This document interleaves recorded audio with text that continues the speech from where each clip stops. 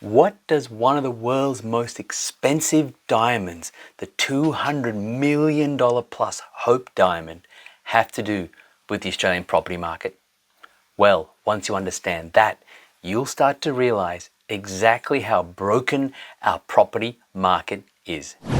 Hi, it's Nero here, and today I want to share exactly why I think the Australian property market is broken and what it means for you.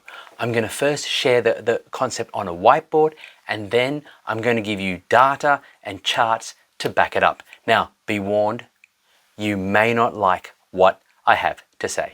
Okay, so here we have on the whiteboard a fairly simple drawing to illustrate the Australian property market. Now, in this drawing, each house here represents 10,000 houses. Okay, so I've got 8 houses, and if you couldn't recognize them as houses, sorry, I did fail art school. Okay, so we have 8 houses here representing 80,000 houses. Okay, and then we have 8 circles representing 80,000 people. So every circle is 10,000. Okay, so in this scenario, we have 80,000 houses for 80,000 people. We have a balanced market. Everyone has somewhere to live. All good. But what happens if we end up in a scenario whereby all of a sudden we have an extra 20,000 people? So now we have 100,000 people competing for 80,000 houses. What do you think that's going to do to property prices? Well, they have to rise because of these 100,000 people, only the wealthiest 80,000 will be able to get these houses. Okay, so of these 100,000, you might see that this particular group of 10,000 might miss out, and maybe this particular group might miss out. Okay, so now you have a scenario whereby you've got 100,000 people, but only 80,000 get the house that they want to live in. Okay, now if you don't think that's happening right now, I will share some data in a moment that really backs this up. But this is a scenario whereby the Australian property market and the Australian property population all stays fairly stable. But what happens if you add migration into the equation? Let's just say the government decides to increase migration because there aren't enough people for all the jobs demanded in Australia, okay? And we end up in a situation whereby they increase it by 3 lots of 10,000 or 30,000 people. And then the government turned around and said, oh, we've got all these people coming in, so we're going to create an extra 10,000 houses, okay? So they say, we've created 10,000 houses, look at how good we are. The only problem is you have a situation right now where you have 90,000 houses, but 130,000 people. So what's going to happen? 90,000 people will now be able to get a house to buy and to live in, but 40,000 will miss out. So we've already got 20,000 who missed out, and let's just say of the people who came from overseas, not all of them can afford their own home, so they're not going to be able to buy, but a small proportion will. All right? You now have a situation where no matter what's happening with interest rates, sure, there'll be wobbles along the way, but in the long term, property prices are going to keep rising because the demand from people who want a home to live in is exceeding supply, okay? And this is something the government is well aware of. Maybe you might remember this. I'm proud to announce that we have just struck a new national housing accord between governments, investors and industry to build the affordable homes that our country desperately needs and to help tackle our housing crisis. The ambition of this accord is big and it's bold. It's an aspiration to build 1 million new, well-located homes over 5 years from 2024. So here we have the government acknowledging we don't have enough homes for Australians and the levels of migration coming in, and they announce this aspirational target of 1 million homes. But guess where they're at right now? Well, depending on which report you read, they're at about 30,000 homes. Okay, so to put that into perspective, it would be like if someone or a government agency said they were going to build, say, 100 new homes in the area that you live in, and they ended up building 3. And then they turned around and called that a success. but they would need 100 new homes and they only built 3 or 6. Would you consider that a success? Of course not, right? The fact is that we're not building enough homes for the number of people we have in Australia. And this is causing 2 problems. Oftentimes, because prices are rising too fast, people are unable to buy the home that they want to live in, and this is forcing them to rent. But then rents are rising dramatically. And we have such low vacancy rates that we don't have enough properties available for people to rent. So everything I've given you so far, yes, has been theory. And you might be wondering, Nero, this all sounds great, but do you actually have any data to back it up? Right? Now, if you've been following me for a while, you know I'm an absolute data geek. So let's have a look at some numbers. Currently in Australia, there are just over 10 million households.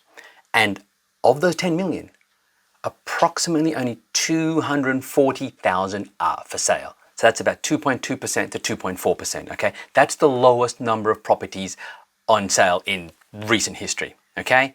Then you look at new builds. Well, according to the HIA, which is the Housing Industry Association, new builds are about to drop to their lowest level in a decade, with predictions that the number of new builds will fall to below 100,000.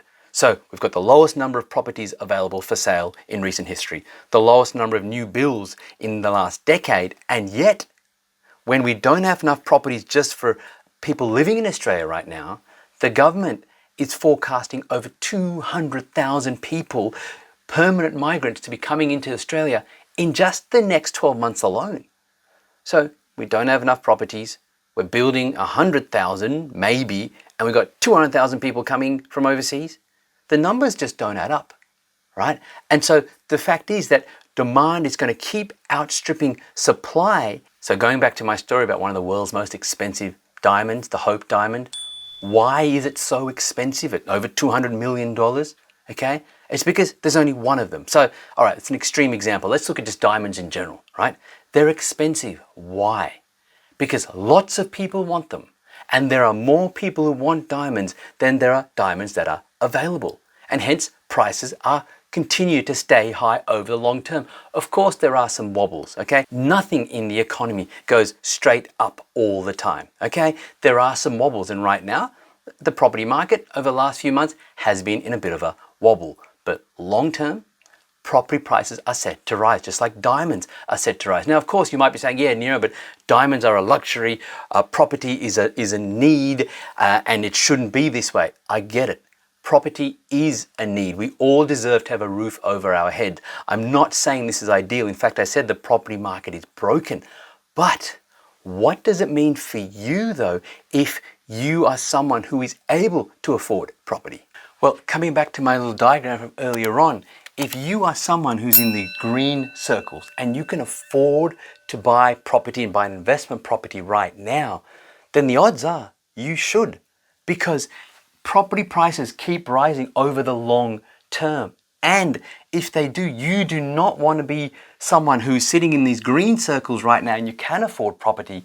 You choose not to, and then property prices rise to a level where you can no longer afford them, and now you're sitting in one of these red circles. Okay, I've met many people over the years who've told me, Nero, I thought I was going to wait for the perfect time to buy a property, and yet I kept missing out.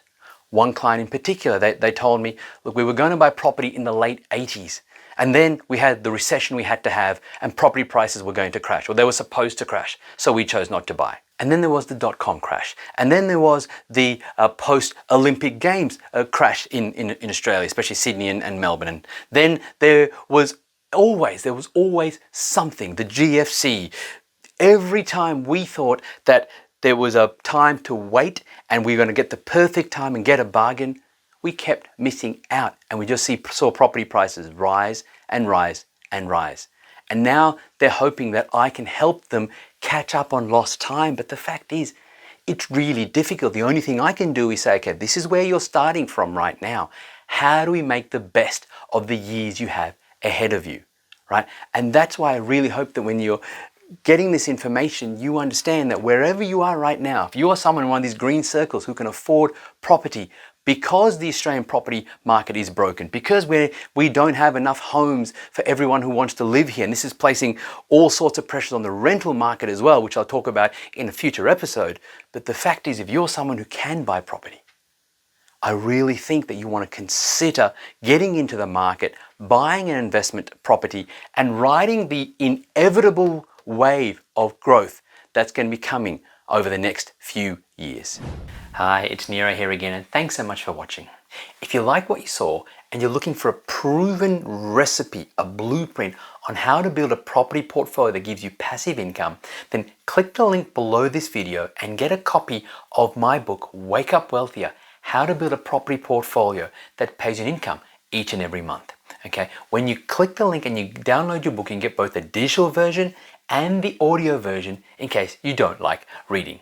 All right, so I used to sell this book for $49, but right now I'm making it totally free. Why? Because I want more people to get this information, and I know that a segment of you will then like what you see in the book and choose to reach out to find out more about our services. But even if you don't, if you're serious about building a property portfolio that pays your passive income, then you really want to get my book, Wake Up Wealthier. It contains the secrets that I have fine-tuned over the last 19 years. It's totally free for a limited time. Click the link below.